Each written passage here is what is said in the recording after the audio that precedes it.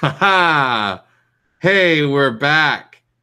So, like I was saying, hey, Mel's, Yes, Acadia. you like apples?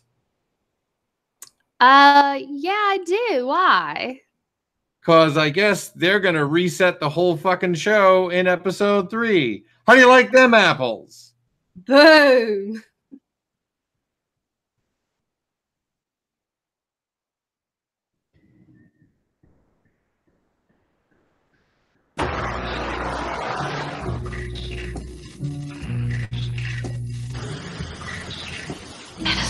Surprise, bitch.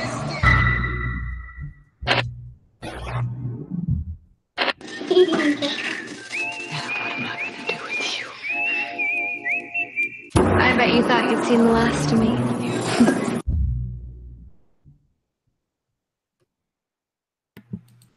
Well, I guess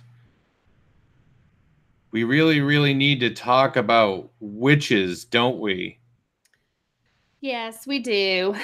But before we get into that, I think we should give a moment of silence for all of those that we lost during this episode. I mean, I know you're dressed in all your mourning clothes and everything, but honestly, I wanted Coco to die, and then she did, and I was happy, and then she didn't, and I was unhappy. This is true. This is true. But I guess, yeah, we'll do 2 seconds. But now you don't have to mourn anymore. You should just be regular. That's right.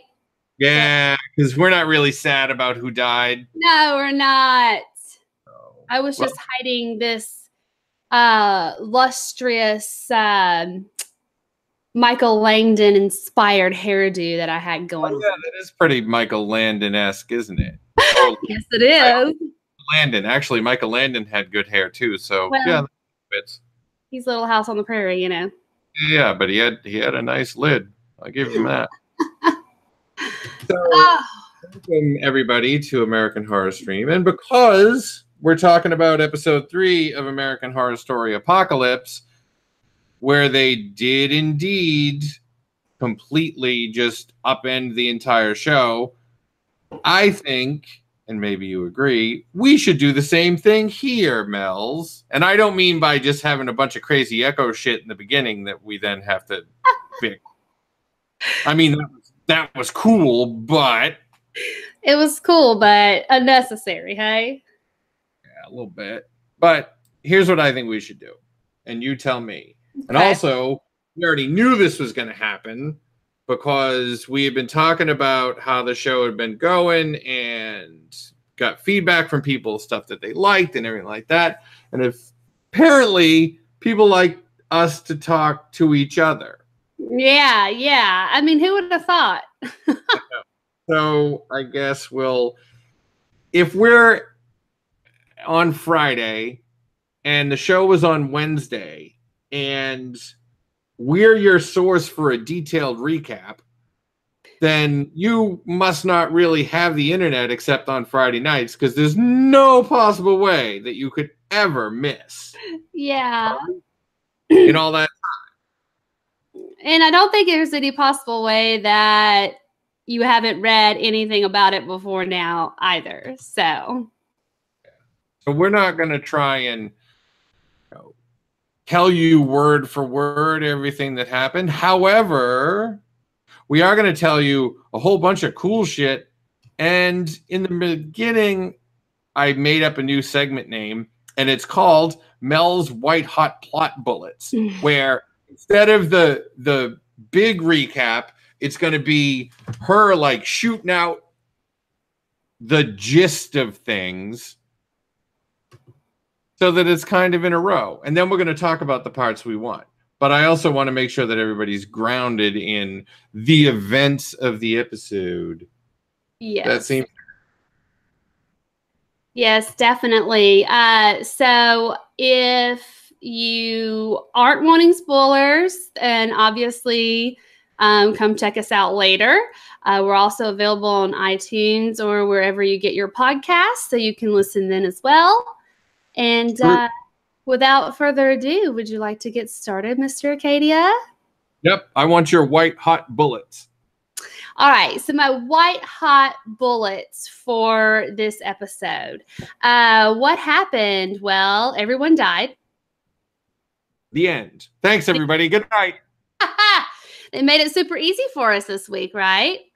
Mm-hmm. Well, while all of the residents of Outpost Number 3 did meet their sordid fate, and I don't know if that was planned or not, we did find out some other information. I mean, mainly about Mallory and what exactly she's been hiding this whole time. We also got back the witches, which is what we've been waiting for. Myself. Huh? I'm containing myself as far as the witches are concerned. Your scrawny goddess is back. She did have, what, 5 words this episode? So we're making improvements. 5 words. They were the 5 words that mattered. Yes, that's true.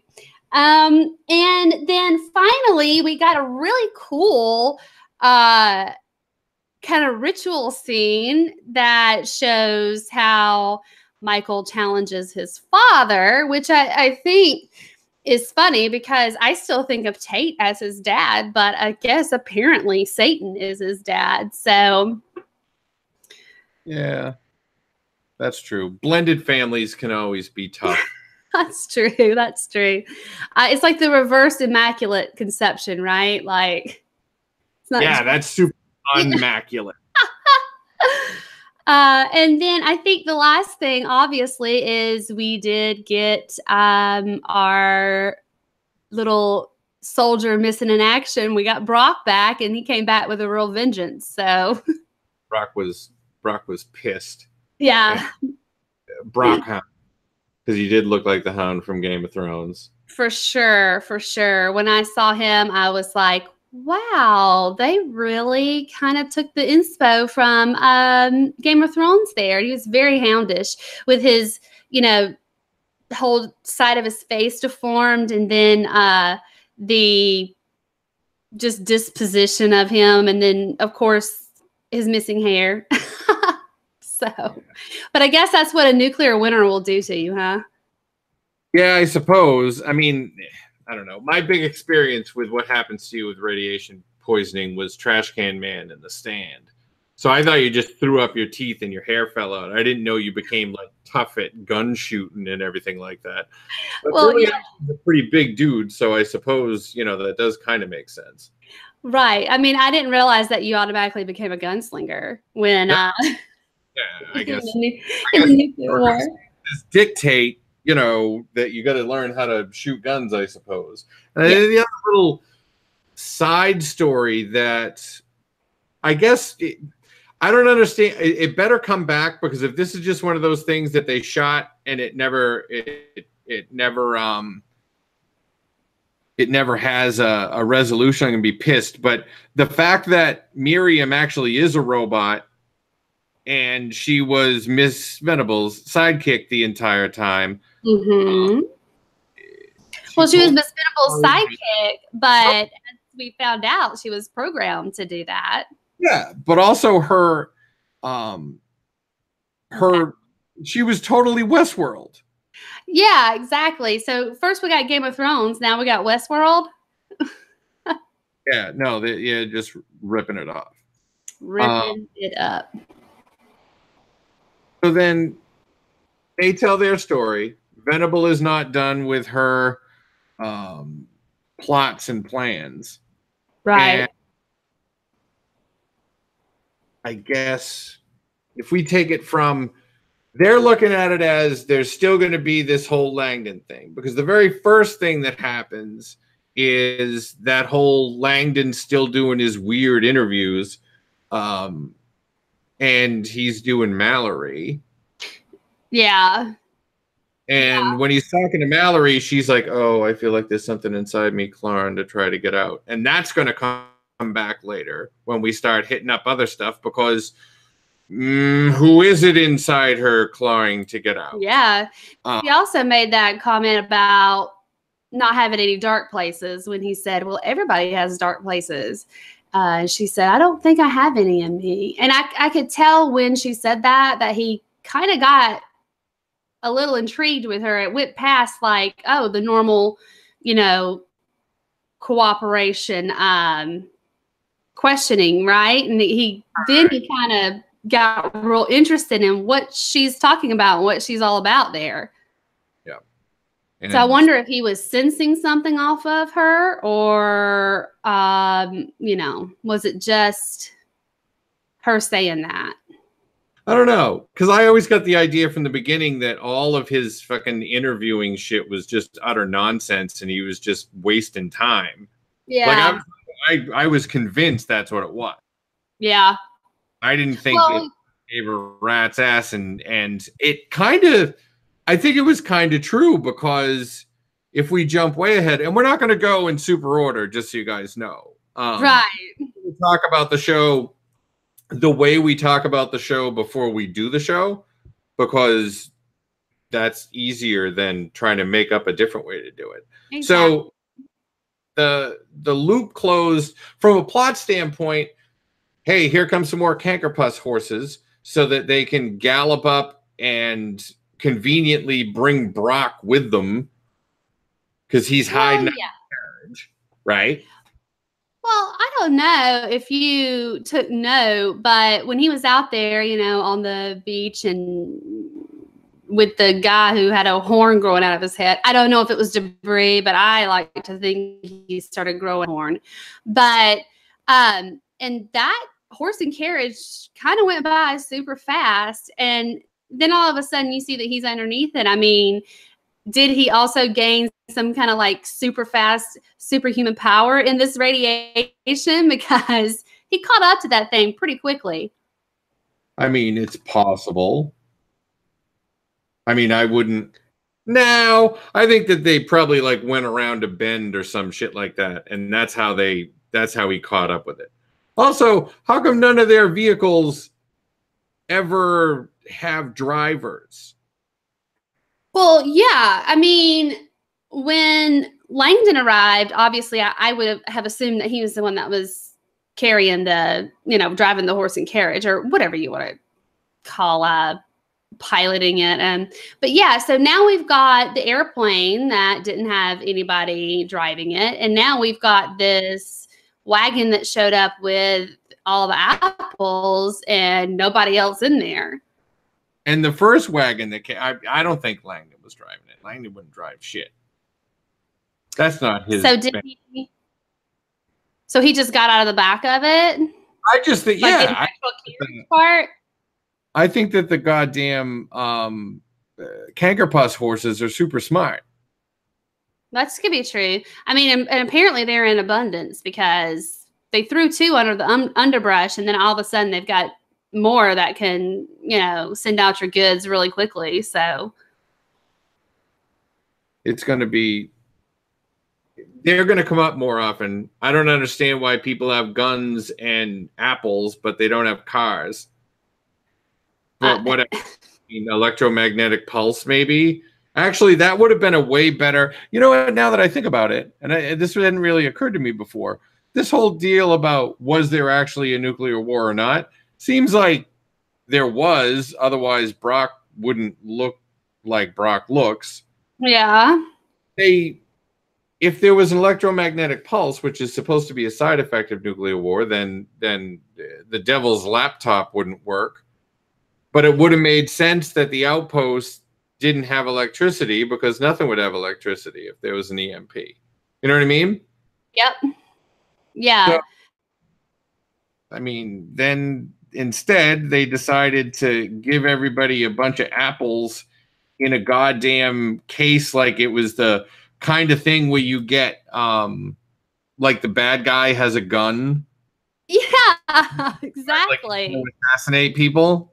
Well, yeah. I mean, to me, it was like an old Victorian trunk or whatever, and it had all of these just beautiful red apples, which I have to say, I thoroughly enjoyed the apple references, not just because they've been kind of foreshadowing or kind of having a theme of like Adam and Eve, but also because it's Halloween.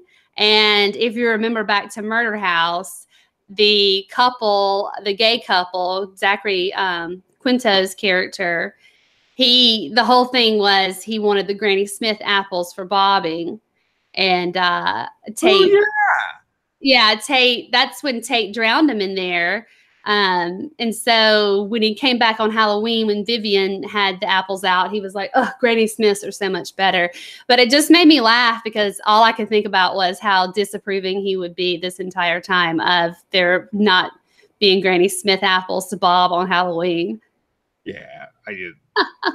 And his character is not coming back. I just thought it was hilarious because it was a little bit of a nod towards that whole part of Murder House. So that's a very fun cross because I forgot Zachary Quinto was in Murder House. Now that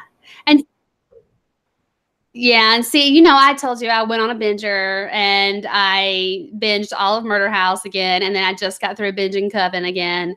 So a lot of the stuff is fresh in my mind, but if I hadn't have done that, I don't know if I would have actually recalled that. Yeah. Well, good, because I wasn't. Because his character's not coming back, so I would have. If there was something to indicate that his character would have been back, I would have thought, oh gosh, well, here's something for him to, lose his cool over. Yeah, and I assume that some people know what kind of apple is which. I go by what color they are. Exactly. So I'm fairly certain a Granny Smith is green. Yeah, but I don't even go that far. I just say, are they green or are they red? That's all you really need. Because I don't know what the other subtle differences are. But in these instances, it was, and this is one of those things where when the bad guy says, oh, it was my plan all along, that it throws me off because it just seems like so many things had to have happened in between the time that he had the idea to the execution of the idea, no pun intended, that it seems a little yes. But before we get to all of that craziness, and there are a few things that we want to make sure that we pluck out of this and dig a little deeper into. Let's talk about that scene with Mallory where Mallory starts to find her, in her inner lion or whatever it is, and whatever's inside her is trying to come out and blah. And Langdon is super intrigued with the whole thing, obviously. And then she blows him backwards and he gets back up and he's kind of bent about it because he seems like the kind of guy that doesn't want to get pushed into a fireplace. Mm-hmm. And then I'm sorry for everybody that's listening to this on the podcast because you're not going to be able to see it. But what I have here is what I think is a top frigging notch rendition of Who Wore It Better Demon Face chapter. Demon Face edition. Who wore it better? Is it Demon Langdon or Demon the Kid from Castle Rock? And as you can see, there's definitely some similarities between the two. They're definitely not the same color. One's blue and one's yellow. But other than that, Langdon looks a little younger. Yeah, that could have been lighting too. I mean, he did have some fire behind him, so that could have lent to his nice lighting there. And when the kid gave Demon Face, he was in the middle of the woods in the dark. So now for me personally, while I was shocked and I enjoyed the kid Demon Face from Castle Rock, I lost it when I saw Antichrist Demon Face because it was the whole scene was so intense and the whole lead up. I mean, it was great editing, when they were doing the interviews and everything, just kept you rolling on as they were going through each person. So it was suspenseful to me. And then all of a sudden he unleashes this demon face, and I screamed. And even I watched it 2 more times. Was like a legit jump scare for you? It was a jump scare for me. And I don't get that very often in TV shows. But yeah, and when I tell you a jump for me, like my heart was like racing out of my chest. It's just so nerdy, but well, yeah, that is pretty nerdy, but that's all right, because I was just talking to my friend on chat earlier about how she was talking about Michael Rooker, and I was like, yeah, he's in Henry Portrait of a Serial Killer, and that's the only horror movie I can think of that I don't dare to watch again. I could, when you've seen a movie and you liked it, but then so much time has passed, you can watch it again without, being bored. Right. That would be with Henry Portrait of a Serial Killer, except that I'm not fucking watching it because it's too goddamn scary and I do not want to. Yeah. Well, Michael Rooker, I mean, I love him for obvious reasons. I mean, he's been in Marvel, Schmarvel, blah. Yeah, I know. Well, yeah. And he was also Merle on The Walking Dead. He's gotten some good work. He redeemed himself there, but he was also Rowdy Burns in Days of Thunder. He's got a pretty impressive, sheet out there for us to look at. Diverse roles. But yeah, I agree. That's a scary movie. So then the jump scare is legit. You were scared, and I want to know what you think. Was it Langdon?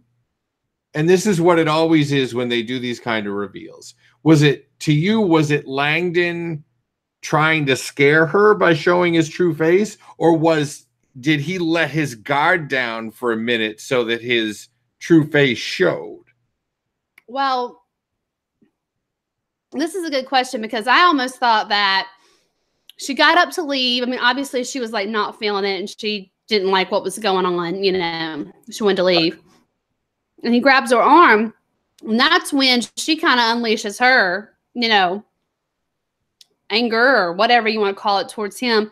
And when you looked at him after she threw him across the room, he first looked very surprised. And then I do think he had a hint of, oh shit, in there, what just happened and what in the hell am I dealing with here? So I almost think that he pulled it out to try to see if it would either evoke something else out of her or would scare her. And I don't know what else a demon face could do. I don't know if it's got the powers to turn you into stone or something, but so I think that he did it intentionally, and I think he was trying to see what her reaction would be to it, and she didn't flinch. No, she didn't at all. And I don't know whether it's she played it up as she didn't know what the hell was happening to her. And well, yeah. So do you think though that because that was interesting to me. I thought she kept playing it up like she didn't know what was inside of her or what it was that was scratching to get out. And then she seemed confused afterwards when she was telling Coco and Mr. Gallen about it as well, when they were getting ready for the Halloween ball. But was all that a ploy? Because I watched her in this last episode, the one before this one, the morning after. And when they served up the snake stew, and then Michael Langdon came in and he introduced himself and everything, she got really anxious and ran out of the room. I don't know if anyone caught that, but I caught it last week, and I thought, well, that's weird. I mean, is she just scared or what? But it's almost like seeing him might have activated what it is that she's got inside of her. It could be. They were all witch spies, like I still thought they were, but whatever. Yeah, I mean, There's more to it. There's more. I think that there actually is literally there was something in her. It's not. It's and we'll get to that with the what up with the witches multiple theories, but right. It left us with a good starting point for the episode anyway. You know, because all of a sudden we've got a character that can actually challenge Langdon. Well, exactly, and all of this happened before the credits rolled. So, yeah, I mean, that was like a really stellar going in beginning to the episode. You know, I mean, then the credits roll, and then we're on to. I think we went on to. Did we get Rosie, or did we get Miriam after that, or did we get his satanic? When it came back from the credits, it was her going through her fake memories and everything. Yeah, that's right. Bless it. And the plan, Venable's plan was, all right, we're going to kill everybody, and then we're going to go to the sanctuary. Exactly. And they were going to kill everybody, including Langdon, which doesn't really make any sense to me because Langdon had the fucking map to get to the sanctuary if it was even a thing. And I don't know how many battery packs he's carrying around or whether he can shove one up his butt and charge it. But his laptops last a long time for a place that doesn't have any electricity. Well, and also for it to be a Mac, because I have one and the batteries don't hold that long if you got it like pulled up and running, you know, with open email. And I don't know if you had any browsers open, but I really don't understand why all the TV and movie that's the whatever. Huh? They're always Macs, and I don't understand why. But they have their little plan, rather, not him. They have their little plan that they're going to kill everybody. So good for them. And the things that happen to get pieces in place were Brock eventually finding the goddamn outpost. Yeah. Which, I have to say, if I were just randomly walking through the post-apocalyptic wasteland and I saw a black horse-drawn carriage go by, I would follow the shit out of that and assume it must be going to the place that I wanted to go, or at least someplace better than where you were. Right. On the beach with cannibals, which I think he ended up just killing them anyway. But he killed him. Yeah, but he's like John McClane now. Oh my gosh, yeah. I mean, literally, he's like the Hound. Yeah. He's just on a warpath. He's trying to get to that outpost, and he's trying to like get his vengeance on Coco. Mm-hmm. A man with a plan. So he gets there. The security breach goes off, which lets them know that something is outside. But when, I mean, Amazon Eve, I think they might have actually given her a name in this episode, but I can't recall what it was. But Amazon Eve is obviously the other cooperative agent. Oh, yeah. Yeah. So she and Miriam went outside to investigate. And that's when they found the magically driven or whatever horse and carriage with all the apples in it. Right. And that's how Brock managed to slip in, because he took down Amazon Eve, RIP, and he coded right in. And I still don't know how he got in and got around without getting detected at all. But, you know. I guess maybe he learned a lot of stealthy moves in the last 18 months. Yeah, you got to learn to sneak in a lot of buildings when there's an apocalypse. That's true. So the secondary piece of this is they find these damn apples, and Robot Miriam is checking them with the Geiger counter, and it all checks out. And then the very first inclination after they figure out that they're not poison is to poison them. Exactly. And exactly. I guess. I mean, Miriam's gun didn't seem like it was super formidable, but I'm also wondering why, if this was a legit outpost that you're supposed to save humanity in, have a bunch of guns? Because if somebody did, like if Brock came in without even anybody trying to stop him, then any fucking schlub could just wander in. You know what I mean? Like it doesn't. Yeah. They had more guns because the Amazon lady had a gun.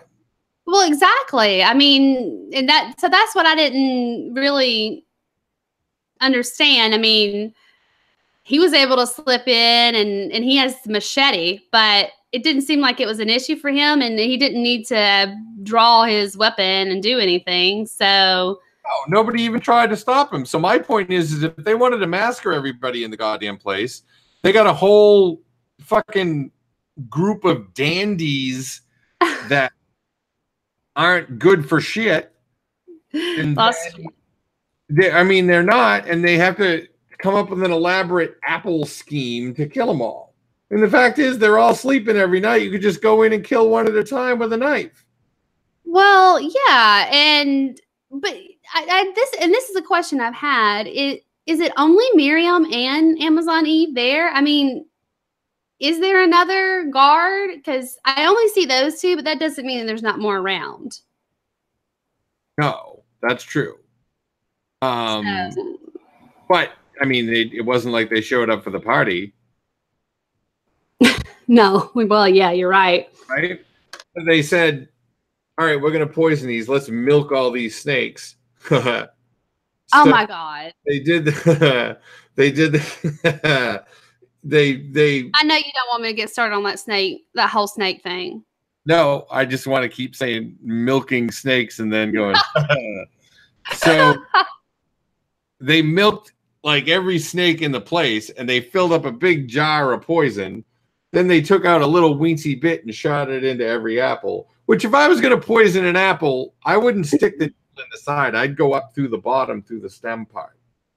I'm really revealing too much about how efficiently I could murder people. You might want to tone it down a little bit. No. Well, and first off, I guess we need to address that the snakes did come from, I'm assuming, Michael's satanic call to his dad, where he was bathed in blood, and that's where he made the comment about, "I thought I got them all," and I'm pretty sure he was referring to Mallory, whatever she may be, but I don't think that he was referring to witches, because in the interview he had with Dinah, right, they obviously know each other from some other place and time, and she mentions that she's not powerful enough to stop whatever it is that he's doing. So, sure, okay, I can buy that Dinah's a witch, and Mallory is whatever. But when he was, like desperately asking his dad for help, it just seemed like it was only at what Mallory is. That's the impression that I got, at least. Yeah, I can see that. But those snakes did come from... They came out of his butt. No, they didn't. They're devil butt snakes. It doesn't make it. They didn't. They came out of the pentagram. Well, yeah, but that's where his butt was, so technically... No, it wasn't. You need to hush. Well, they were blood snakes. I don't know. They didn't help him any. Help him? Well, all right. So now let's look at it from two vantage points right now. Okay. Let's look at it from the vantage point of Miss Venable, who is a clever old gal, huh? Yeah, she knows what's up. Now she's got a robot sidekick. You know, she's got fucking Dolores at her side, and she wants to wipe everybody out. So she gets her dope ass poison apple plan. Then she's got to cook up having a Halloween party. Then they have to make sure that the Halloween party incorporates apples. Then she has to tell everybody that we're sorry that we tried to kill you for stupid reasons, but don't eat these fucking apples until the end of the thing. Like, Right. And they all minded her. I was about to say that the first off, I wouldn't have minded her. But second off, I would have been real suspicious when she told me that. If she was like, no, everybody needs to eat it at the same time. Yeah, no, I would have thrown that apple right back in that barrel. Oh, I mean, I would have taken it and eaten it right away. No way was I going to stop. If I'd just been eating cubes all that time, fuck that. That is true. So yeah, but the whole snake thing, I mean, okay, I'm from the country, obviously, so I know that milking a snake for its venom and eating it from an apple is not going to do that to you. But perhaps since they were Satan blood snakes, their venom worked differently. But, like the venom has to get into the bloodstream, not just be ingested for it to do all that. All of that damage. Listen, you don't know what kind of snakes they were. I know they were Satan snakes. Right. So maybe their poison was different. Well, yeah, that's what I just said. I mean, unless that's the thing, is that, they came out of daddy's pocket, and we're sitting down. Sorry about that. That is what I thought you were saying. I mean, yeah, real snakes, I don't think if you just drank their venom. First of all, I think that evolution would make that, work, because evolution would be like, well, who the fuck is going to drink it? Like, no one's going to like squeeze a snake into their own mouth. Well, that's the whole thing. I mean, when they bite you, they're puncturing, into your bloodstream. So it's a different thing. Like when they're hunting their prey, they're not going to go up to the prey and say, hey, take a few sips off my fangs here. Yeah, right? Just tickle those things a little bit. So they get all the poison. They poison the apples. They say that there's going to be a big Halloween party. And then here's the big chance for fucking Coco to be the most Coco-ish that she's ever fucking been. Like, just so annoying. And just so we don't miss it, like you referenced, Dinah knew Langdon from before. Yeah. Oh, who knows? But Coco has to be just a rank bitch because her Halloween costume done, and she can't let Mallory use her shoes because even though she doesn't wear them, whatever, Mallory, you slack-ass gray, why don't you get out of here? Here's an idea, kill yourself or whatever. And she just be as bitchy as she can possibly fucking be. She was really challenging her, Regina George, there. And just being a total mean girl, especially when she said, oh, really? Well, if you made the fire, go make it over here, and that's where I'm wondering if Mallory truly doesn't know what she's got inside of her, or if she's just playing kind of along with it. And I guess she doesn't, because at the end of the episode, she does seem truly like confused, after everything that happened and being resurrected and everything. So, but yeah, and I don't know what Coco was thinking with her hair. I mean, this was a travesty. Please go back to the Medusa hair. I liked that the best. Hair from the last time better than that fucking weird castle that she made on her head. That was yeah. Yeah, and then Mr. Gallant's like, oh my God, this is a masterpiece. I mean, this is the best work I've done. I was like, okay, all right. They're passing some Kool-Aid out around there because you're not, no, it was not good. And then she also, it's so humiliating because, Mallory wants to make a mask and she's like, don't touch my stuff. And then she makes her announce her, you know, when she's coming out, which I thought was really funny because, you know, she comes out, she's doing her little thing, you know, like she's hot to trot, and then Venable walks up behind her and scares her. Yeah, I know, that was pretty good. Yeah.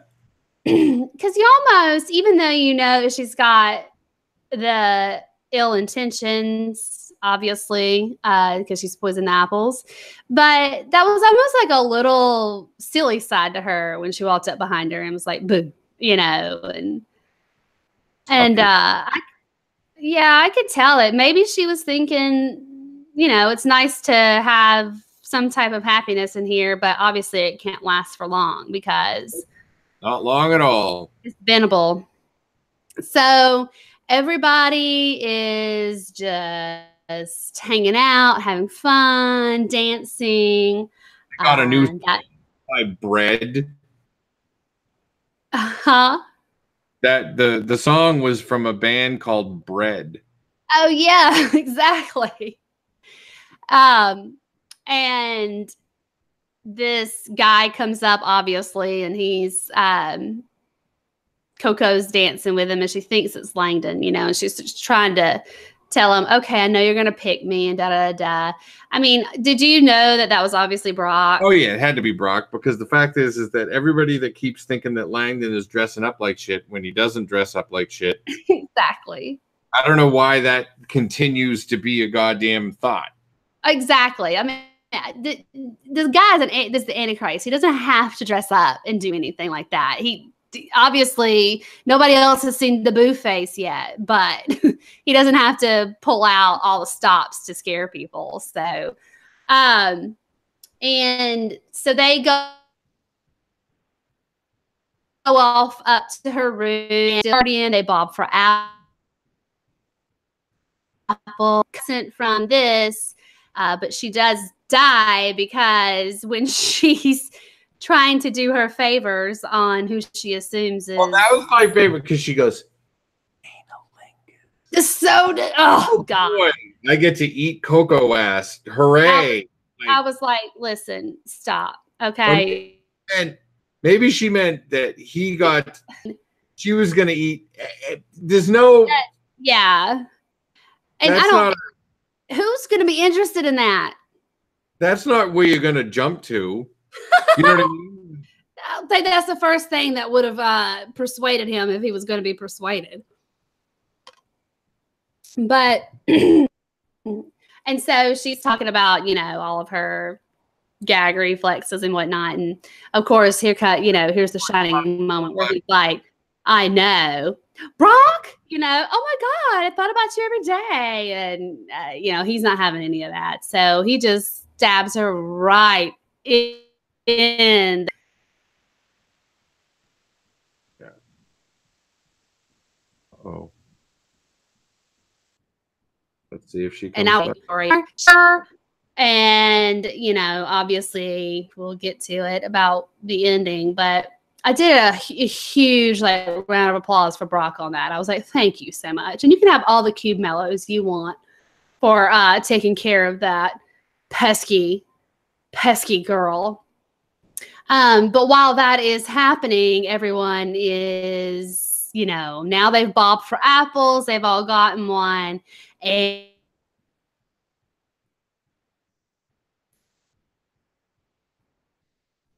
And we'll say again, everybody's just because they're fresh, nice apples, you know. Oh, like Amazon Eve, when she was describing all the stuff about it, and they looked at her and she said, you know, I read a nutrition blog before the end of the world, whatever, you know.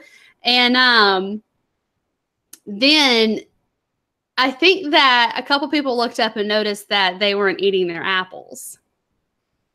Yeah, they weren't. And then that's when the barf-o-rama happened. Oh, my favorite barf thing, since there's a few like super iconic barf moments in television or / film history. And two of the biggest in my mind are from Monty Python, The Meaning of Life, when Mr. Creosote barfs all over the restaurant. Like, that's awesome.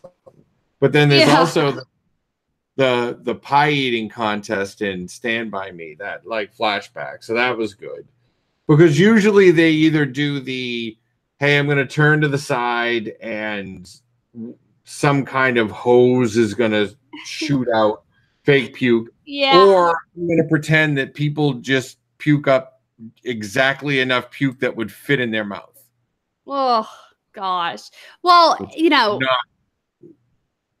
everybody's puking seemed to be appropriate. I mean, considering they've only been eating cube mallows and drinking, I suppose, mineral water. I don't even know if they have that anymore. But it was Mr. Gallant that, like, really, I mean, I think that he was probably barfing up his stomach lining. Yeah, there was a lot of stuff coming out. Because that was It's definitely not one apple's worth of puke. No. Which for the others, I mean, they were like gagging and they were, you know, throwing up and then foaming at the mouth. But he just went like total Belinda Blair on it and just. That's a like. Here's a little fun fact about me. If I puke, it's not good. It's like when I sneeze, people don't say bless me. They say, are you okay? Because I can't, like, you know how some people have these little itchy sneezes. Mine sound like somebody like pushed a dump truck off a cliff. Oh, God. I can't help it. But when I puke, it's even worse because some people are just like, you know, like, and it just goes on and on and on. And then like I wreck my voice for like 2 days. And that's how Tate was. Well, not Tate, but Mr. Gallant. Well, he wrecked his voice, but then he was also dead. So, which I thought was funny, not him dying, but they wrote off our Teenage Mutants like that. You know, yeah. I thought that they were here for very specific, special reason.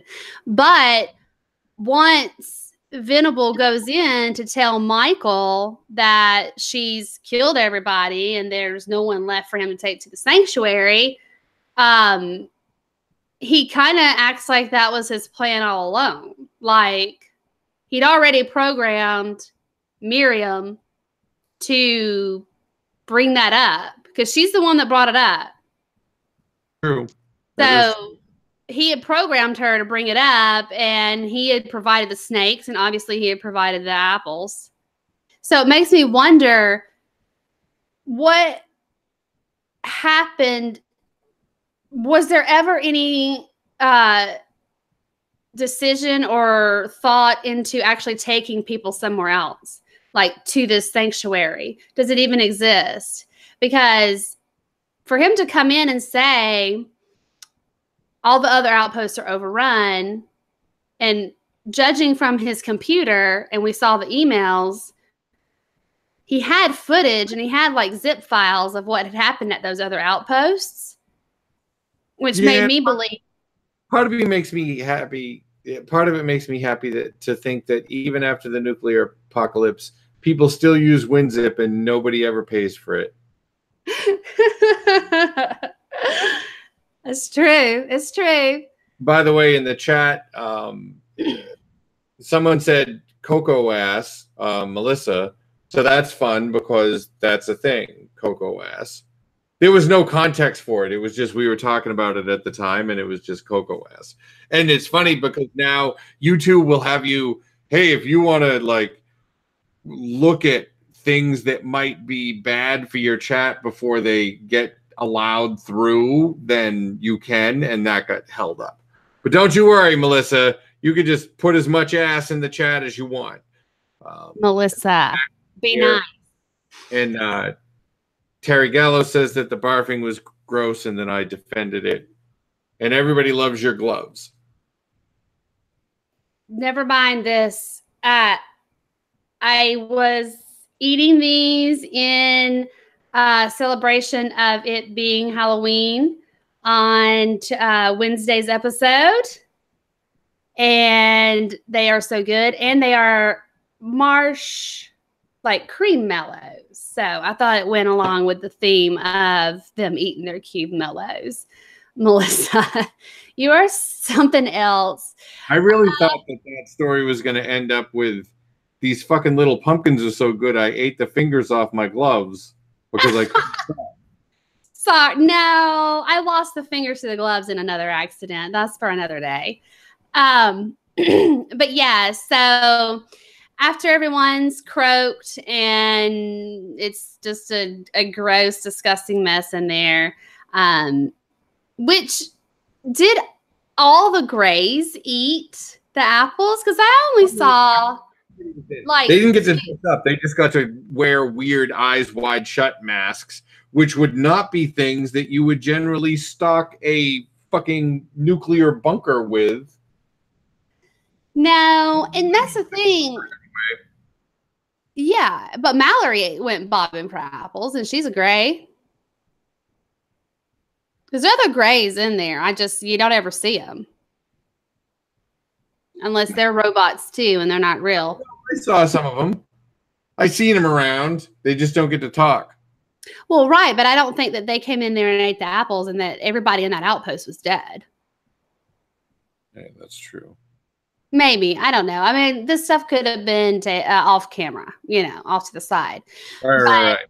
So she thinks that she's, really ruined Langdon's plan. She goes in there and, he's talking to her and he's like, yeah, well, I don't want to waste your time when you're, talking to me about all this stuff. And she said, well, there's no one left out there. I've, killed them all by poisoning the apples. And then he kind of strings her along and says, wow, I didn't think you had it in you.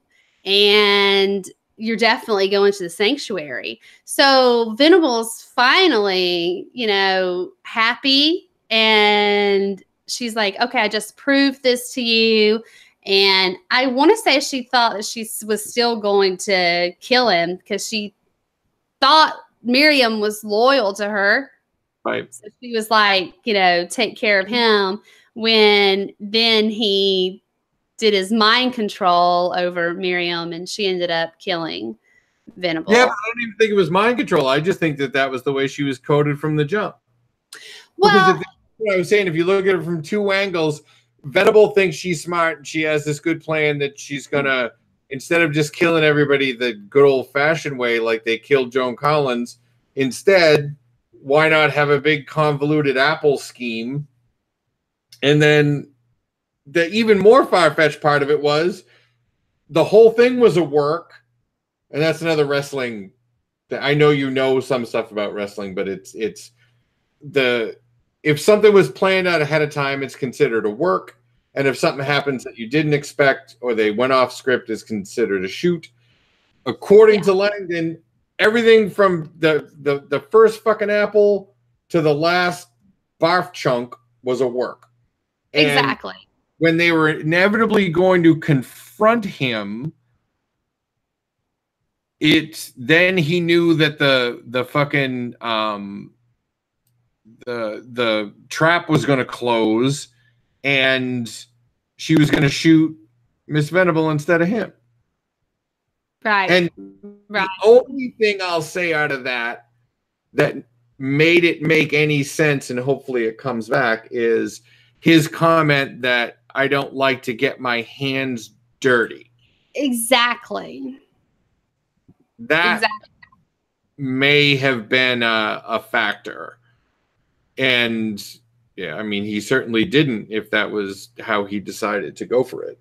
You know what I mean? So that's, I guess, now he has what? Like, why? Here's what I want to know why, Mel's. The outpost was just sitting there. The outpost wasn't doing anything. Like, the outpost was literally not doing anything. It was just outposting. Right? Yeah. They were cubes. They couldn't fuck. Whatever. And he shows up to ostensibly bring people to a sanctuary, which, according to what happened in this episode, he never had any intention of bringing them to. Well, exactly. It's like a whole game that he's playing.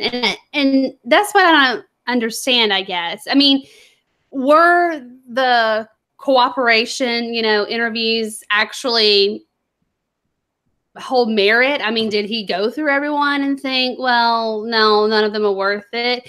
Which that's what's got me in my mind to keep thinking back to. But all of the outposts have been terminated at this point, right? As so he's using the phrase overrun. Well, right. Well, but right. But in that one in that one email, he talked about the one outpost where he said there was a genetic mutation or something that went on, and he had scheduled the termination for all of them. Yeah. I mean, yeah, that's true. I mean, I don't know. I don't fucking get it, because why go if you're, why? To kill Venable? To get his robot back? Then why the fuck didn't he just keep the robot with him the whole time? He could have just like swooped her up in the carriage and been gone. Yeah. I don't know. Well, there's more to it, and I don't know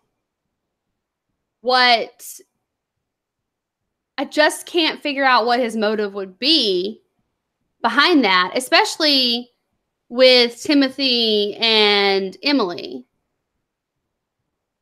because they were supposed to be the genetic, like makeup people that were like perfect for whatever it is that he wanted to do with them. And so he was fine with them just dying. I don't see, but that's the thing.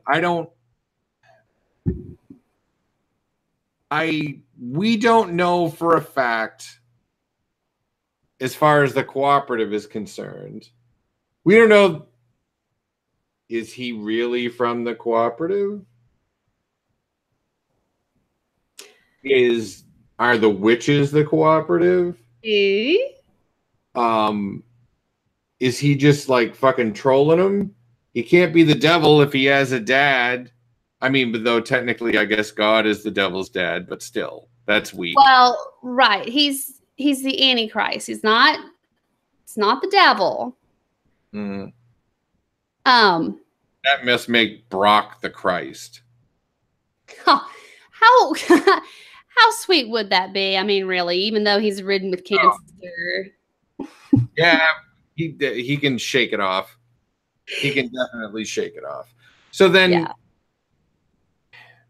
end game for this is all this death and puke, and so many varieties of puke. Foamy, chunky, chunky, the kind that if you're at a fucking, like, you can't get up out of the seat you're at, whether it's like the movies or or a game or some shit like that, and all you can do is like put your head down between your knees and get it on your shoes. I'm talking about like potential Supreme Court Justice Brett Kavanaugh. So the kind where you're like, you start to puke, and then you, for some reason, put two fingers in front of your mouth, and it shoots out in a big V in either direction. All the kind of, it's too late to hold your hair because your hair is somehow coming out of your nose. Oh, kind of. So that was just amazing. Yeah. I mean, as gross as it was, I enjoyed the puke scene, but that just probably tells you about my personality. So. Yeah. The kind where, like, 2 hours afterwards, you're like, because there's like a chunk of. Stop! Oh gosh, it's like a pea or a carrot from whatever you ate earlier, like way up in your sinus and shit like that. So anyway, they're all dead, and then coming through and I got in an argument with Mrs. Zach, because she's all like, "Yeah, no, this is how nuclear aftermath would be." I'm like, it wouldn't be fog. She's like, yeah, it would. So we were going back and forth on that about what it would actually be. And then I was like, no, my argument for why it's fog is they didn't want to pay for extra sets to have, because it was just the fucking Hollywood Hills that would have been very recognizable. So rather than do that, they just made a bunch of fog so that they could hide where they were.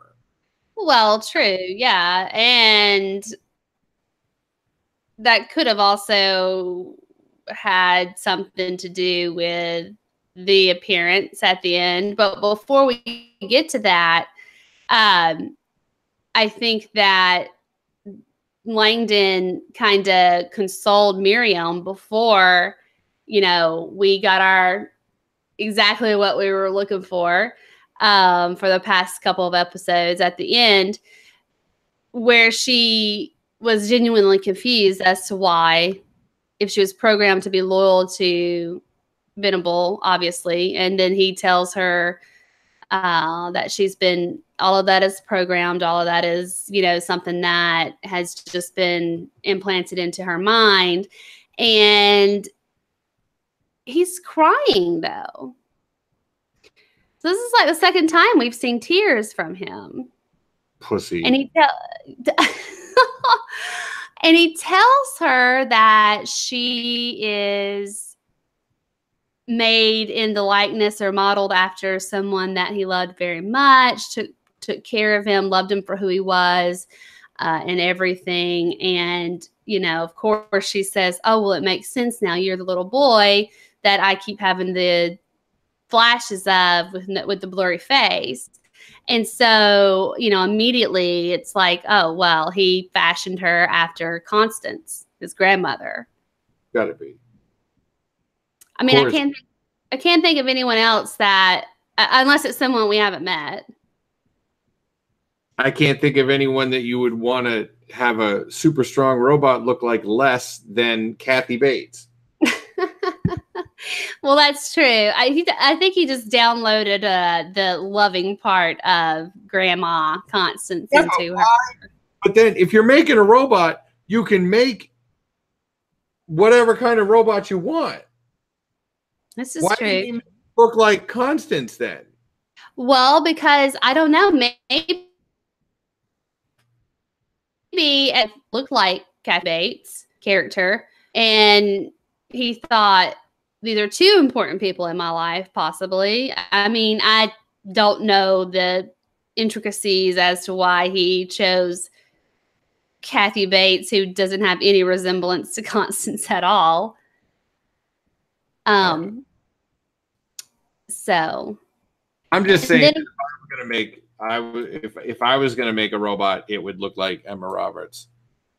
Well, we know that because, I mean, we didn't even talk about the fact that you got two of your favorites in this episode, because like we were saying earlier, he's with Miriam and the place is, gonna, because a fire broke out, didn't it? Or something happened to where he was going to get out of there. Maybe just because he just didn't want to be there when, other stuff went down.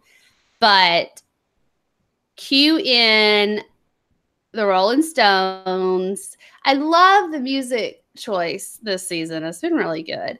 But I think the song is Rainbow.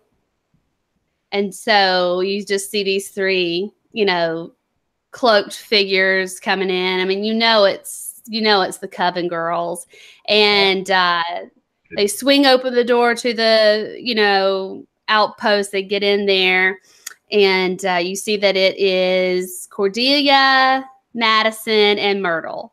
So you got your Frances Conroy, and you got your Emma Roberts. And you got about 6 words out of each one of them. They were fine. Matter of fact, they could have just gotten rid of what's her face, the Supreme. I don't need every show to have 7 Sarah Paulsons in it. Yeah, well, that's the thing is, I wouldn't to exist. I'm just saying that I didn't need.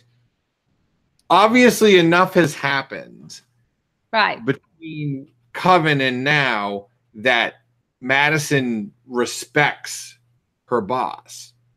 You know what I mean? Because they were like a team and actually doing stuff that everybody wanted it. Like she's like, oh, go find your sisters and this and that. And she actually did it. Yeah. But and I'm curious to see how they are going to bring this back into play, because at the end of Coven, Madison was killed again by Kyle, which Cordelia could have brought her back to life again. I mean, who knows? And Myrtle, did she survive? I can't remember off the top of my head. Someone in the chat may know. But so if that's two that she's resurrected, or, that came back from the dead, it just makes me wonder. I mean, I know why she would pick the two of them. I mean, Myrtle is the next best thing to Fiona, I suppose, for her. And then Madison was a very powerful witch. She had a lot of the powers and the she was able to do all the stuff. Stroke. Huh? She had a lot of stroke in the witch world. She knew what was up. So Cordelia, then she's like, let's go get our sisters. And of course, I mean, it's not like there was a lot of people in the outpost that could have been sisters. So I was expecting them to have Mallory and Dinah up there, but I was not expecting Coco. And she called them sisters. So I do think Dinah is a witch. I mean, based on the conversation that she had with Michael earlier. I mean, that's very. But then we have to presume that the witches and Michael had either planned to square off, or they're on the same team, or some goddamn thing. Well, yeah, exactly. And that's why I kind of from the get-go had the questions about, well, what part is Coven going to play in this? Because it almost seems like, and I know that the witches are more for like harmonious balance and nature and all of that, but it is still magic, or it is still, something that's not of an ordinary person's life, Mm-hmm. I said from the jump that it was going to be the witches against the devil. Yes, you did. So that we've marked you down as that's your theory for this. Not even my theory. It's my thing that I know is happening because I have inside information. Oh, really? Emma Roberts? Yeah, she DM'd me on Instagram. Yeah. Or her publicist did. Somebody that worked for her and said, don't DM Emma Roberts anymore. You silly. Well, and I don't know. For some reason, I just think that Michael knows the witches, and I don't think that it's an animosity between the two of them. And I don't know why I get that feeling, and that's why I say when he was having his ritual for his dad, to try to get clarification on what he needed to do, and he said, I thought I killed them all, but one survives. What is Mallory? Well, Mallory could end up being the key. And I like Billie Lourd as a person. I just think she's, I don't know, maybe it's the nature of the characters, but I have to admit that Chanel from Scream Queens and Winter and they were the same characters that they are here. Like they play it the same way. Billie Lourd has played every character she's played in American Horror Story the same way. Like it's just Billie Lourd. You know what I mean? Like it's not. Well, she's got that kind of like melancholy type of Right, and she trails off in a sentence and everything like that. Like it's always so. Like she's not all, yeah, like she's just not all there. Or she doesn't give a shit. She's not like into it. Right, and that's but that is also what Emma Roberts does in the majority of her shows. You know, it's definitely what she did in Scream Queens. That's why I like the people that are saying that it's the reason that Emma Roberts said, you know, surprise bitch, I bet you thought you'd seen the last of me, is because it was from Scream Queens. I fucking love Scream Queens, big surprise, because Emma Roberts was in it. But you know, that would be super fun.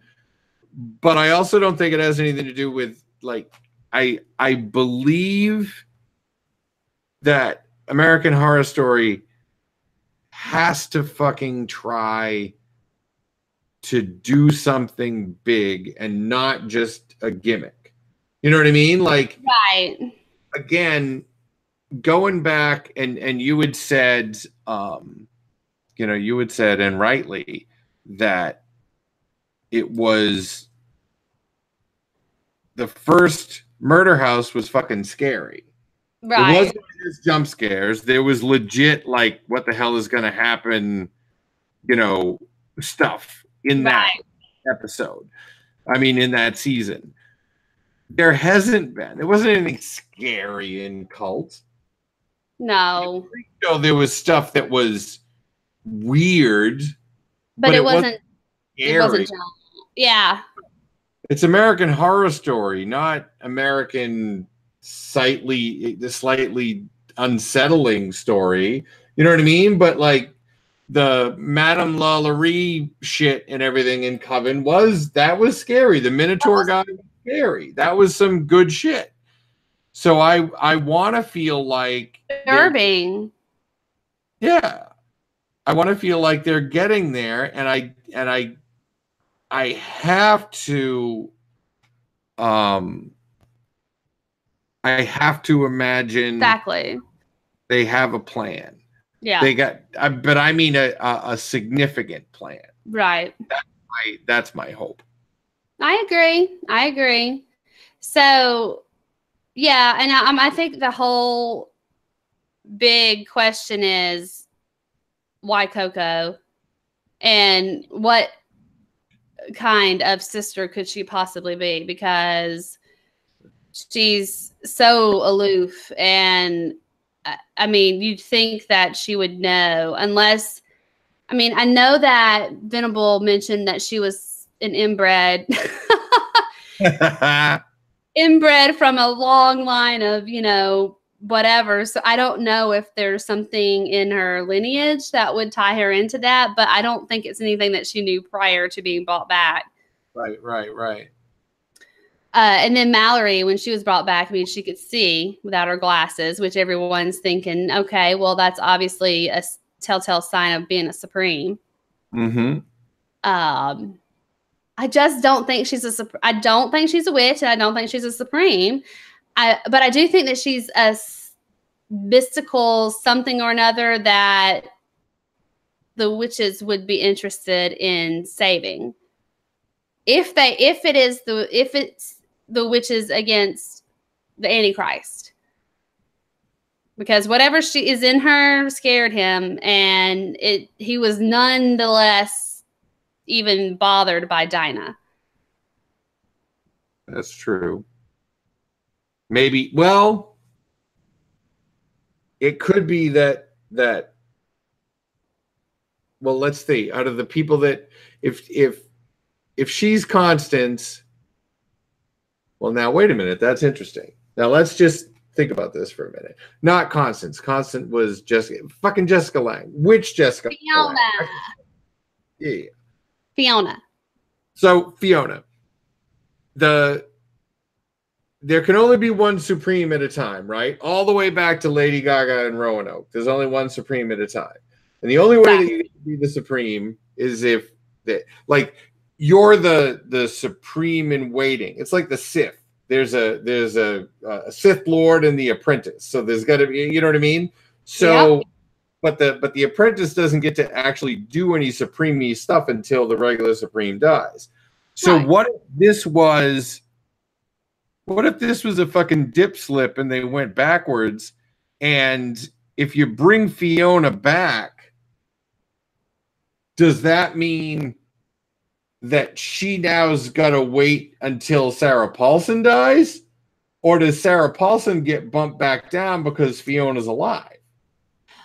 Well, and yeah, that's a good question. And what I gathered from rewatching Coven was when a Supreme is starting to really blossom, and when I say Supreme, I guess I mean a Supreme in waiting, right? Like the new Supreme. When they start to get sophisticated enough and they start really being able to do all the 7 wonders and they get powerful, that's when the reigning Supreme kind of starts to die down and die off. Because I know that the whole time with Fiona, she kept mentioning that whoever the new Supreme is slowly, like, you know, sucking her power out of her. And that's why she's dying. So, I mean, Mallory could be that, and she could be, you know, sucking. But I'm super interested and excited for what's coming up next week to see. But I do have a question. So it's Halloween. For them, yeah. How long is Halloween going to last? Because if we're going to get the Murder House people in here, they can't leave unless it's Halloween. Yeah, that's significant. Well, unless the fucking sanctuary now that, and actually this makes more sense, because if the sanctuary, if the witches have gone mobile, and my glorious Emma can go wherever she wants, just walking around, and she doesn't need the fucking cankerpuss buggy. She can just fucking get places because she's a badass, as well as Darling Myrtle. Yeah, that's another important piece of it. So they can just walk around, doesn't matter. Then think about this. Holy shit. Okay. They took off in a plane at the beginning. Then they ended up at the sanctuary, but they never said anything about in between about how they got there or anything like that, right? Right. And no pilot piloting the plane or any bullshit like that. Right. So what's his face? Brock was on the beach. Mm-hmm. And he was on the beach, which means that he was on the coast. Mm-hmm. There's no fucking way he walked all the way across the country to get to the Atlantic Ocean, which means he took a fucking carriage ride from the beach to the goddamn outpost. Mm-hmm. Which means that the odds of the sanctuary being the murder house just went up like 5,000%. Agree. And that's also what I've been saying is Outpost 3 can't be far from there. I mean, no, now we know it's not far. Well, that's what I'm saying. And so my whole thought about it being in California somewhere, I mean, yeah, he's been walking around and wandering for 18 months. But where did he get to? Or, you know, that doesn't mean that he wandered, like you said, all the way across the United States to the East Coast. He's on the West Coast for sure, because the ocean is on that side of the... Yeah, that's what I'm saying. They just been fucking wandering around like Long Beach or shit like that. They didn't go anywhere. Exactly. So yeah, things are starting to piece together, and I still have so many unanswered questions, obviously, but I'm glad that we got our witches this episode. And did you want to go over, like, have you heard any crazy theories about the witches? I know that I've heard a couple as far as Queenie. yeah, the idea that the three that got brought back were actually brought back as Queenie and Fiona and Misty. Well, I heard Misty, Zoe, and Queenie. Because I do believe that Zoe died also. She ended up on the stake outside of the witches, the finishing school. Yeah, but she could bring shit back to life anyway. So she probably just, time released her own resurrection. Zoe? Oh no, Misty was the one that did that. Yeah, well, Misty got interred in that cemetery. So you know what we're gonna have to do? I think we're gonna have to start doing videos, like short videos of the characters. Yeah, so I can remember who they are, because I can only, I don't know. It's like the apples, red, green. I got two. I got room in my head for a couple things. That's why you're so. There's no show without you, Mels, because I can't even remember basic facts. Oh. I'll tell you what I can remember. I can remember that we heard from the ghost. Yes. What is the ghost talking about? Well, and you remember, you and I have our little secret plan about what we want to do with Lake Ghost and the rules governing ghosts. Yeah. I'm working on that, but I have to, you're going to love this. I actually have to do a little bit of a screen share again. Yeah. Believe it or not. I'm down for it. Not only did she write in, but she also sent me a picture of her fucking whack ass notes that she took, and it's bananas. So another avid note taker. Oh, it's a problem. Like it's a psychological problem, and yours at least. I don't know. The ones you showed me, you were just kind of like taking notes in a row and everything like that. And the ghost, on the other hand, is making some kind of and whacked out Charlie from Always Sunny murder board. Oh yes. Let me get this up there so everybody can see it, because it's just a delight. So let me know when you can see it, because it's really, really fun. I can see. I love it. Which is finally by Coco. Like Mallory, what is she? Langdon Devilface. Which is finally Dinah's a witch. Yes, I love this. Right? See, these are the kind of notes. These are solid gold notes. Yeah, they are. They're really, really good things. So now, here's what she said, though.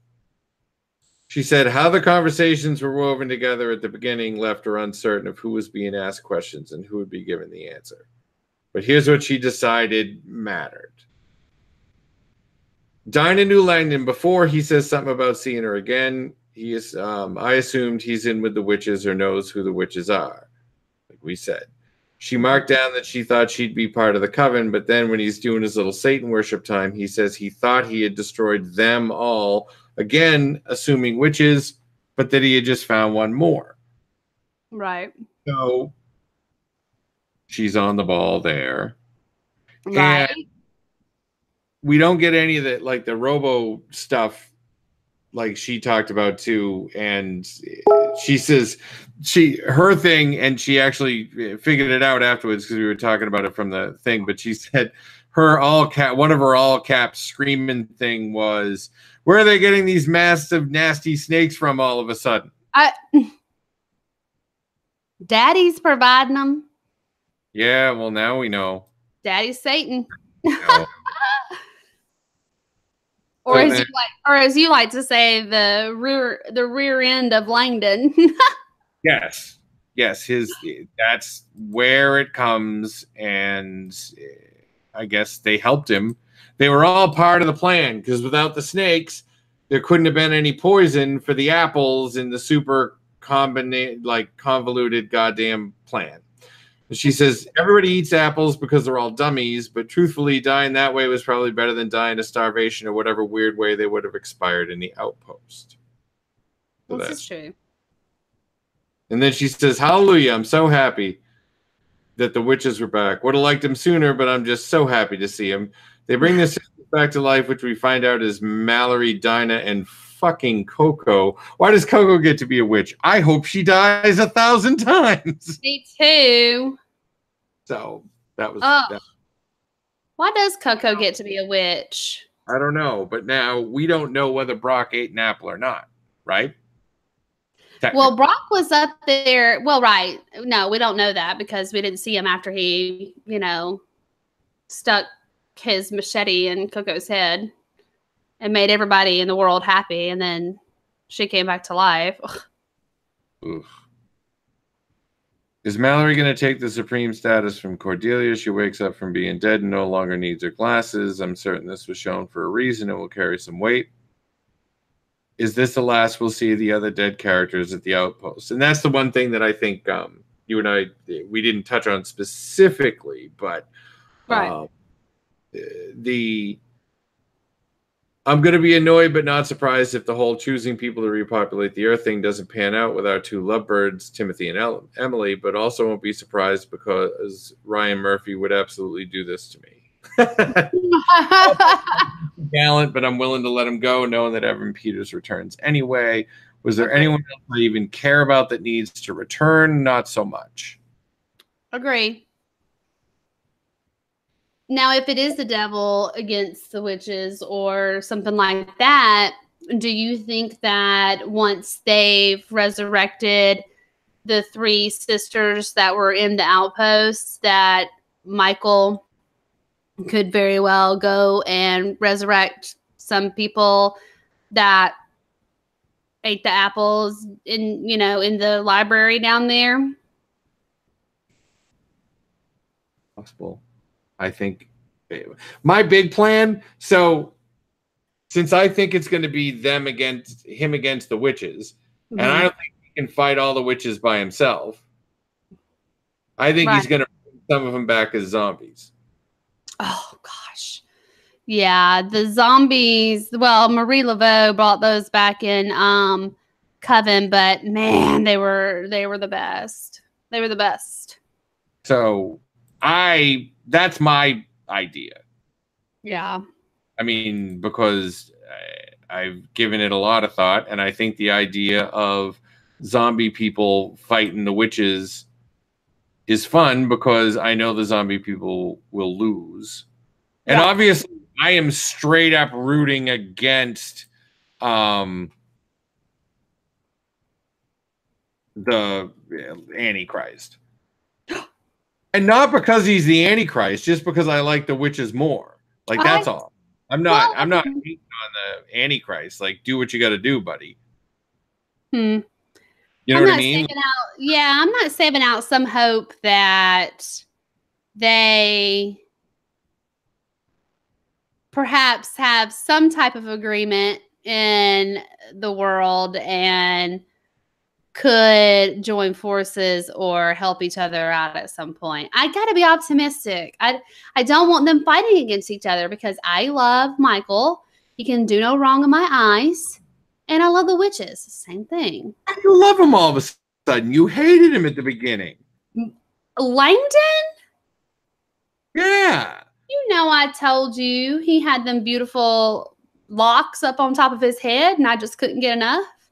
Well, yeah, you liked his hair, but then you didn't like, you made fun of his eyes. We called him Emergency Eye Wash Station. Then you called him that. Whoa. You called him Emergency Eye Station. I told you that you can't be the Antichrist without some red around your eyes. I told you he has those beautiful blue eyes just popping out. Yeah, that's true. I mean, he is the spawn of Tate. Do we have to go any further? He's the tater tot. I forgot about that. Oh my God, he's a tater tot. I love it. Oh, that's his new name.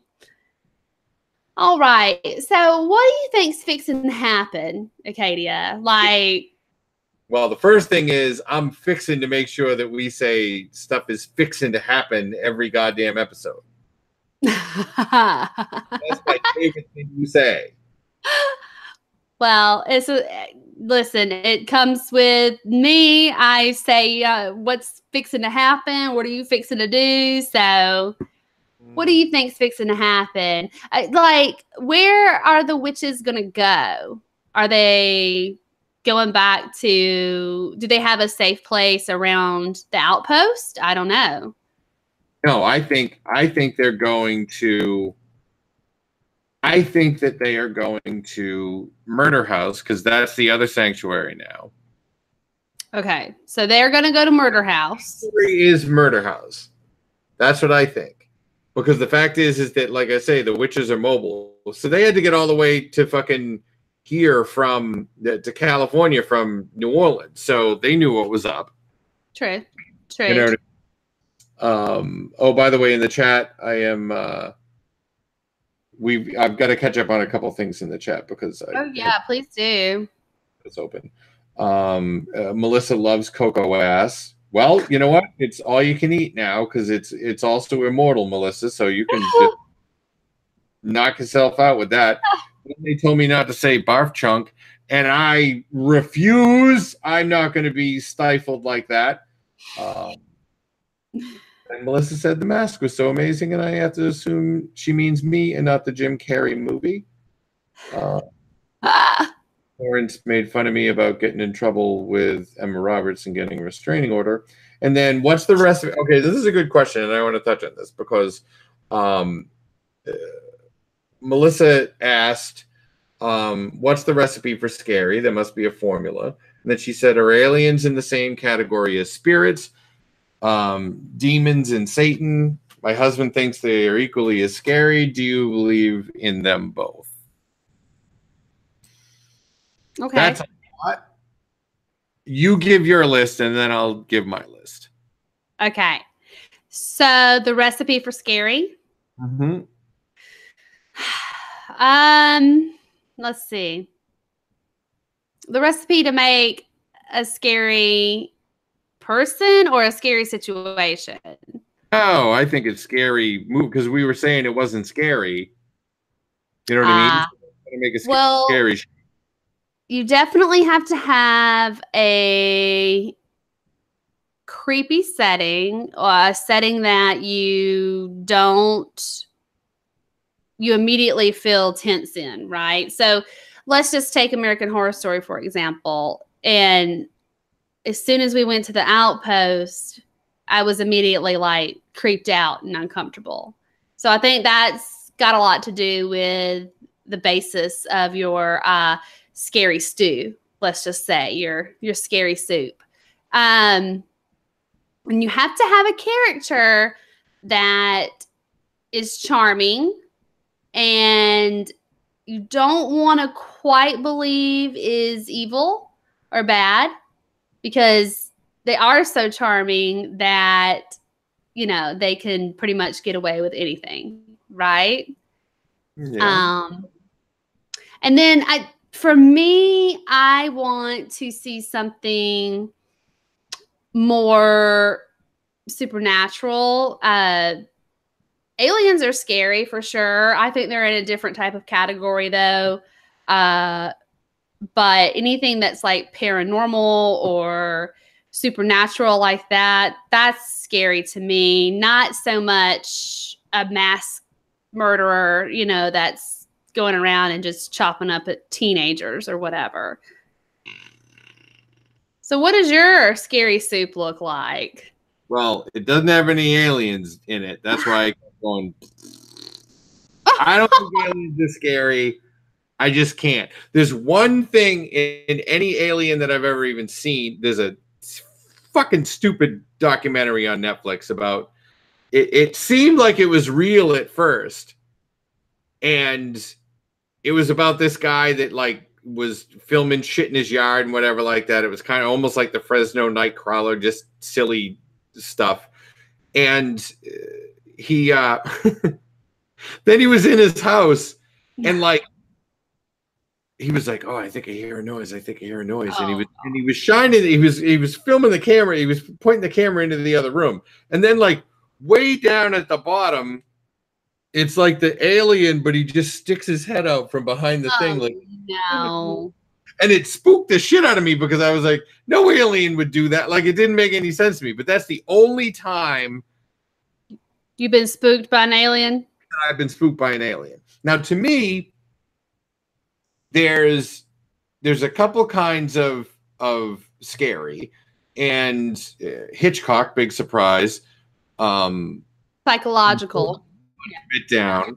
There's shock, and his example of shock was there's two people eating dinner in a restaurant and they're having a conversation, and then a bomb explodes and they both die. That's shock. You're going to be freaked the fuck out. Right. Suspense/horror is you see somebody put the bomb under the table, and then the two people come and sit down and start eating dinner. So then you're like, well, what the fuck's going to be? The bomb is going to blow up. You know what I mean? Because you've added that piece of information. Exactly. I'd buy that stew. I like it. I'd buy that soup. Right. So then the third piece of it for me is there's two sides that you can go on. Because if you go on the I've learned to like these characters and I am afraid because they are in peril. And I would say an example of that kind of horror would be the Amityville Horror or Poltergeist or any kind of these haunted like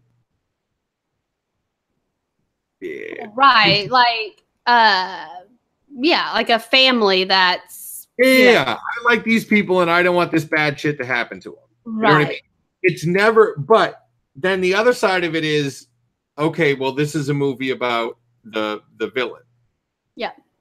Because nobody is ever like, oh, I'm just a good character and there's all these pesky werewolves around that eat me. Like, it's never about that because it's about who the werewolf is. You know what I mean? Exactly. Yeah. And so the only thing that bridges the gap like that for me, the only one that brings in that I got to care about the characters and then I got to care about the bad guy and everything like that, and take like Silence of the Lambs out because that's art beyond what we consider the run-of-the-mill horror movie. That's not just regular horror. Exactly. But a slasher movie, take the original Halloween. You learn who Michael is. You learn what Michael is.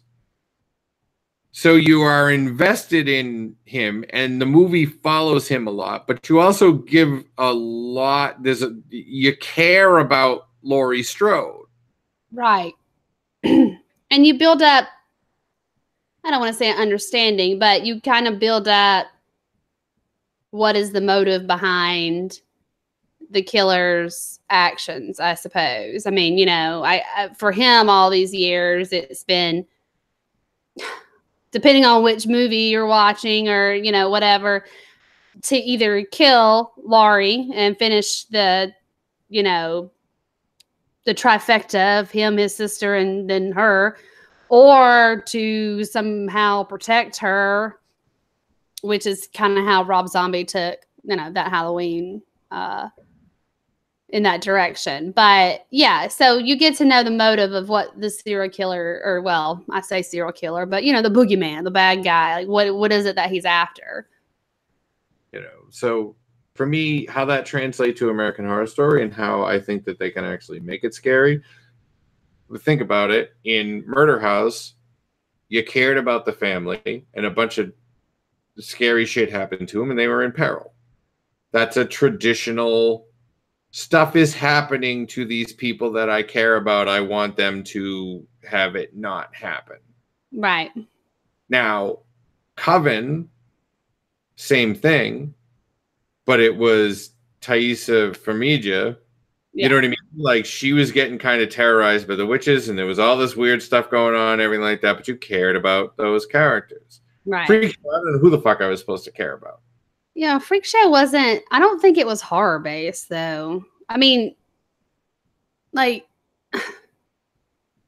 I think it was definitely macabre, but I don't think it was horror, like, as in scary stuff is happening, because it really wasn't scary stuff, right? You know, I mean, yeah, it was just a freak show, and you know, you learned about their backgrounds, and you kind of grew to love them, and some of them, most of them, kind of kept to a bad demise there at the end. But I wouldn't have called any of that horror. Even the whole thing with Wes Bentley, and I can't recall a character that he played in that, but the guy that had the face on the back of his head. That was a real guy, by the way. That really happened. Yeah. I And can't say his name now, but yeah. Yeah. But that wasn't really horror to me either. Now, I thought Asylum had horror in it because it had the whole old school psychiatric. Oh yeah. And again, Sarah Paulson was the character we cared about, and shit was happening to her. Right. Even to a lesser degree, what's her face? Sister Mary Eunice. No, the one that was in she was in Kids way back then, like way back in the beginning of her career. Chloe. Oh, it was Chloe Sevigny. Chloe Sevigny. Yeah. You cared about her until she got turned into a potato. Like, and so what we're set up with right now, as far as Apocalypse is concerned, is that everybody that we had gotten invested in, even a little, is dead. Right. So we're being taught that we need to care about to me, we're being told we need to care about the robot. We're being told that we need to understand the motivations of the killer. So from the killer side of things, you know what I mean? Like the Dracula, as it were. Right. And then they had to bring in a whole troop of other people that we already liked in order to have more people to root for. But I don't know what peril they're in. And that's the piece that if I'm worried about anything falling down in this, yes, it's great that the witches came in all hard, ready to fucking, crack some ass. But if they don't have a credible threat against them, then it's Coven 2, Fog. You know what I mean? The Fog edition. Yeah. Well, yeah, and I guess that's kind of more into the point I was making earlier about what if this nuclear attack has already taken place and we're already in the apocalypse. What is there left to essentially protect for them, unless they, put an enchantment and protected their own, school and everything that they have going on. But what is their end game in coming into the outpost and resurrecting, and what is it that they're going to, be doing? They get a lot riding on things, and I don't want a lot of, I don't know. I want them to be able to craft a story, and we've got to wrap it up, I guess. Yeah. By the way, thank you, Melissa, for the question that we took a long time to answer, but I think it was a fun trip. You my girl, Melissa. I need them to set up what's going to happen in the story and then keep us engaged in them executing that. Yeah, for sure. I really, and when I mentioned earlier that I think they need to do something big. I genuinely feel like they need to do something that's we're setting up the battle lines, and then you can get surprised by other people that we may draw in and participate in this battle. But I don't want it to be at the end like it was a swerve all along, and it was, I can't even imagine what it would be. It's the guy. It's Lady Gaga comes back from. Oh, it was me the whole time. You know what I mean? Or Stevie Nicks. Yeah, I can't. I want. If this is essentially an all-stars Big Brother, then I want them to set up their fucking alliances like from the jump, so that if there's like little double crosses here and there, that's exciting. But I don't want to just feel like the rug's going to get yanked out from from under me at any time, like they do in this show a lot. Yeah. You know what I mean? Like, I don't want them to go, oh, we're finally at the sanctuary. Holy shit, a shark. And like that it can't be. Damn it. I'll do the puke though. Right. No, I don't. That's how much I'll puke if they do that. Well, that's the thing. And I think obviously since prior were episodes that were flow, some stuff that were just was just added, if it was for a scare or for whatever, But if you're doing this huge crossover in this season, then that stuff needs to be kept to a minimum. Right. We need the story that's going on, and we need it to, progress, and you could cut a lot of that fluff out. Yeah. Unless don't cut out any Emma Roberts stuff. Oh my gosh. Ronnie, don't cut out any Tate fluff. Yeah, look, man. For another day. You watched, it's 2 shows. Castle Rock Historical Society was all nonstop Skarsgård ass, and you've already got like plenty of fucking Quicksilver ass. So listen, the fact that you stuck with us all this time, I'll show something to you. This is a commercial that I really should have put at the beginning of the show, but whatever. Make sure you head over to superficialgallery.com and sign up for new posts so that you can find all the written content that doesn't make it into the shows that Mel's puts out and we all put out about American Horror Story, and a bunch of other stuff that you're going to think is super interesting. If you want to give us money so that we can afford to not have crazy echoes at the beginning of the show, then you can go to patreon.com/gallery. And soon you're going to be able to buy these sweet coasters based on episodes from another podcast in our family called Strangeful Things that does, the long story short, it makes stuff you never wanted to know fun to learn. So you want to learn about like one of the most documented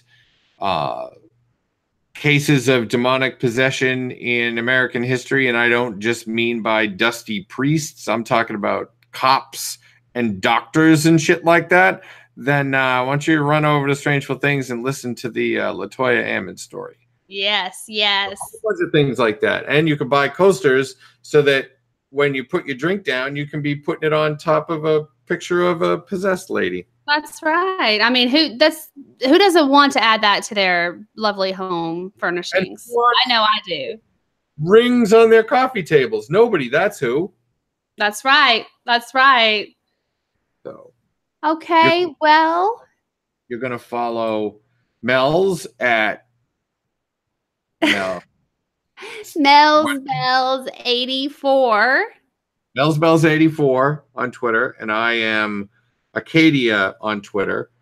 You can go to facebook.com/superficialgallery, and actually I would love it if some of our AHS people started storming the gallery page, because just the people there for the regular fun stuff need to mix it up with other people that like other things. So head over there and email us at superficialgallery@gmail.com with comments, questions, complaints, presents, memes, pretty much anything you want. suggestions on any new masks for Acadia? No, there's no. I mean, I could wear one on top of this one, but this is it. This is what you get. Okay. This is my face. Yeah.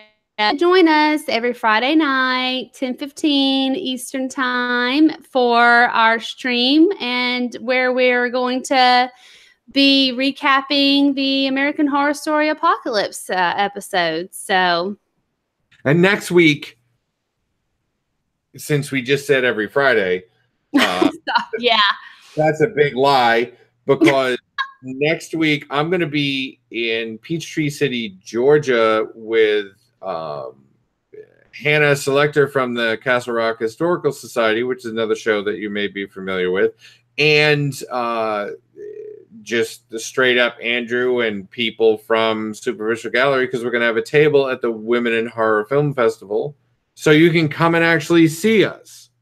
Hey, Atlanta friends, my Atlanta peeps, go check it out. Go show your love to Superficial Gallery. Yeah. Come see us and see some great movies, because the Women in Horror Film Festival is dope as shit. Agree. And then Mel's can't, because she's not coming, because she hates the happiness and freedom.